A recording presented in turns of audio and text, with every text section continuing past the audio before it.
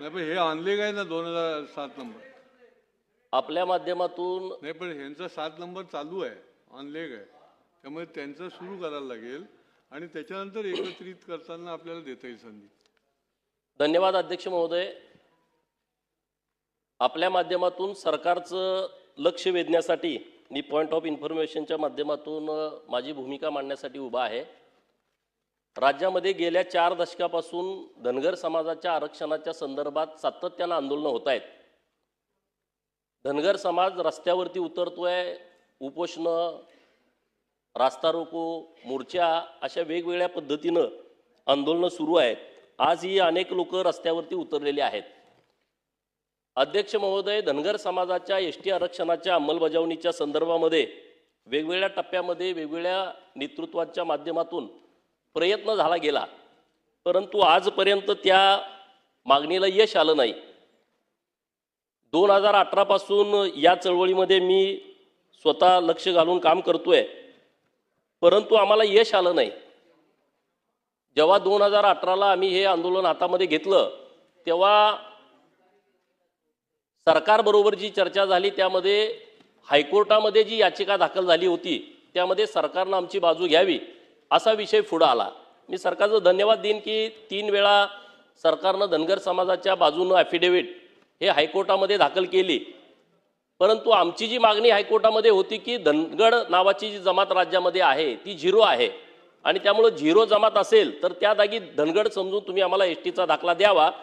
परंतु दुर्दैवानं संभाजीनगर जिल्ह्यातील फुलंब्री तालुक्यातील बाबरा नावाचं जे गाव आहे त्या गावामध्ये धनगर समाजाच्याच लोकांनी जातीचे दाखले खोट्या पद्धतीनं खाडाखोड करून धनगडांचे काढले होते आणि फेब्रुवारी 2024ला हायकोर्टामध्ये जी याचिका अंतिम सुनावणीसाठी आली तेव्हा 5 दाखले तेव्हा धनगडांचे जिवंत होते आणि सरकारनं आम्हाला तेव्हाही मदत केली, परंतु ते दाखले रद्द झाले नाहीत.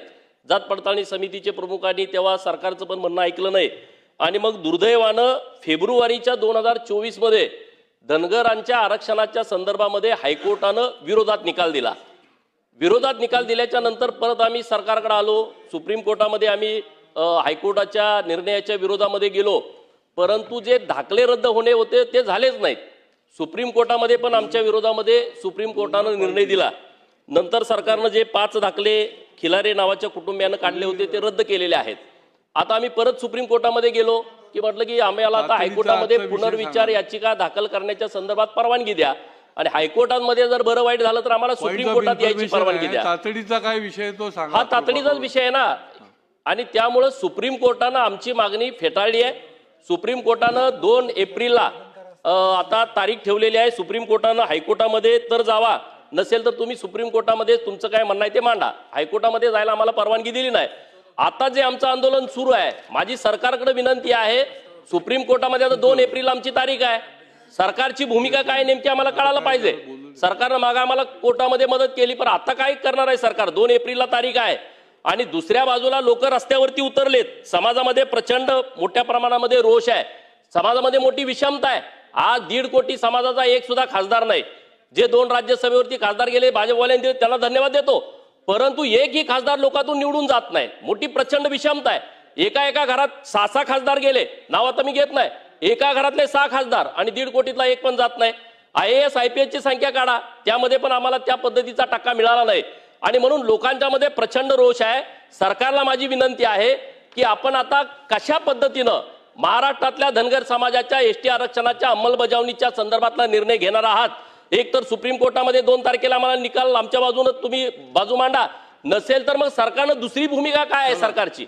जर समजा सुप्रीम कोर्टामध्ये आमच्या बाजूने निकाल लागला तर ठीक, नाही लागला तर काय करणार याच्याबद्दल सरकारनं काहीतरी खुली चर्चा या सभागृहात करावी किंवा एखादी बैठक लावावी आणि धनगर समाजाच्या आरक्षणाच्या संदर्भामध्ये सरकारनं योग्य पावलं उचलावीत ही माझी मागणी आपल्या माध्यमातून सरकारकडे आहे. इतकंच.